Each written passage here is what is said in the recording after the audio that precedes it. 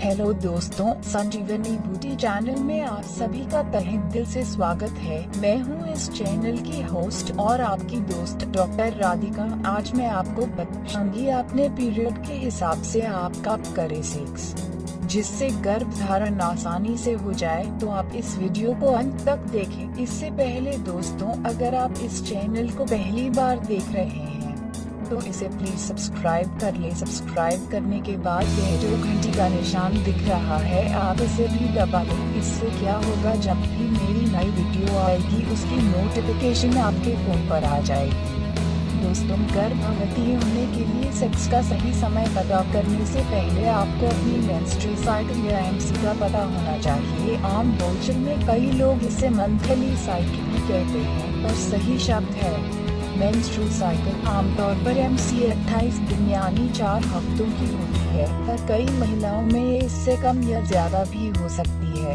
Adults में MC 21 से 35 दिनों तक हो सकता है। टीनेजर्स 13 से 19 साल की उम्र में 21 से 25 दिनों तक हो सकता है। दरअसल आपके अंदर के हार्मोन्स के बदलाव के हिसाब से एमसी का ड्यूरेशन घट बढ़ सकता है। यदि आपकी मेंस्ट्रुअल साइकिल इस रेंज में नहीं है तो आपको किसी गायनेकोलॉजिस्ट से मिलना चाहिए। अपनी मेंस्ट्रुअल साइकिल की ड्यूरेशन पता कैसे करें? अगर आपको ये नहीं पता है तो आपको कुछ महीनों तक स्टडी करना होगा कि आपके पीरियड्स कब आते हैं। आपकी एमसी आपके पीरियड के पहले दिन से शुरू हो जाती है और आपके अगला पीरियड शुरू होने से एक दिन पहले तक चलती है। अगर किसी के पीरियड का पहला दिन है 5 मार्च और उसका अगले पीरियड का पहला दिन है 8 अप्रैल, तो एमसी का पहला दिन हुआ 5 मार्च और आखिरी दिन हुआ 7 अप्रैल, तो अगले पीरियड शुरू होने से जस्ट 1 दिन पहले। यदि आप 5 मार्च से 7 अप्रैल तक काउंट करें तो कुल 34 दिन होते हैं, यानी आपकी एमसी हुई 34 दिन की। ऐसे ही आपको कुछ महीनों तक चेक करते रहना होगा कि आपके पीरियड्स कब आ रहे हैं, और उसी आधार पर आपको ये बात पता चल जाएगा कि आपका एमसी कितने दिनों का है और एक पीरियड खत्म होने के कितने दिन बाद दूसरा शुरू होगा। नोट: अगर आप अपना एमसी पता कर रहे हैं तो अपने पीरियड्स की डेट को डायरी में लिख लेना ठीक रहेगा। चलिए अब आते हैं अपने में क्वेश्चन पर। प्रेग्नेंट होने के लिए कब करें सेक्स? आप सबसे ज्यादा गर्भवती होने योग्य ओव्यूलेशन के समय होती है। ओव्यूलेशन का समय यानी वो समय जब आपकी ओवरीज यानी अंडाशय में से एग्स निकलते हैं।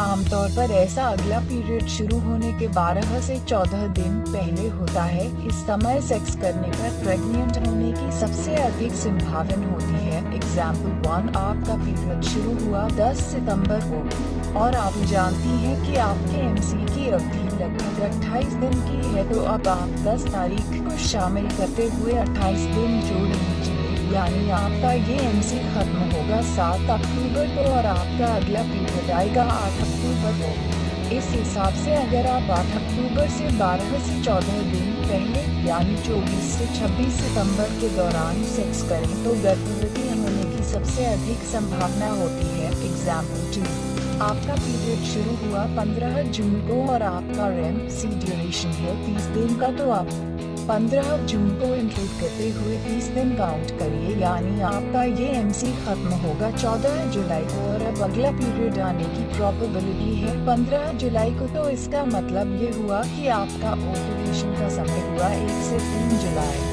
15 जुलाई से 12 से 14 दिन पहले के आसपास यानी प्रेग्नेंट होने के लिए 3 दिनों के दौरान सेक्स करना ठीक रहेगा। एग्जाम्पल 3, आपका पीरियड शुरू हुआ 25 मई को और आपका एमसी ड्यूरेशन है 23 दिन का, तो आप 25 मई को इंक्लूड करते हुए 23 दिन काउंट करते हैं, यानी आपका ये एमसी खत्म होगा 16 जून को और अगला पीरियड शुरू होने की संभावना है 17 जून को। तो इसका मतलब हुआ कि आपका ओव्यूलेशन का समय है 3 जून से 5 जून के आसपास, यानी प्रेग्नेंट होने के लिए इन 3 दिनों के दौरान सेक्स करना ठीक रहेगा। पीरियड खत्म होने के ठीक बाद प्रेग्नेंट होने की संभावना कम होती है, हालांकि तब भी कुछ गुंजाइश बनी रहती है।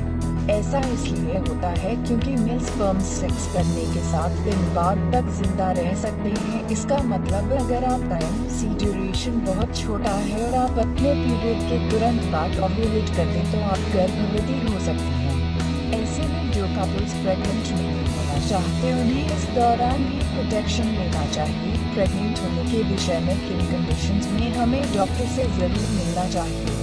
यदि आप 1 साल से ट्राई कर रहे हैं और फिर भी प्रेग्नेंट नहीं हो पा रही हैं, यदि सेक्स के बाद ब्लीडिंग की समस्या है, यदि एक पीरियड खत्म होने के बाद और दूसरा शुरू होने के बीच में भी ब्लीडिंग होती है, यदि आप 36 साल से अधिक आगे की हैं, यदि आपको ऐसी कोई समस्या है जो आपकी फर्टिलिटी इफेक्ट कर सकती है, यदि आपके पार्टनर में इस तरह की कोई समस्या हो। दोस्तों, आपको मेरी वीडियो अगर अच्छी लगे तो इसे शेयर, लाइक और मेरे चैनल को सब्सक्राइब करना मत भूलिए। इस वीडियो को देखने के लिए आपका धन्यवाद।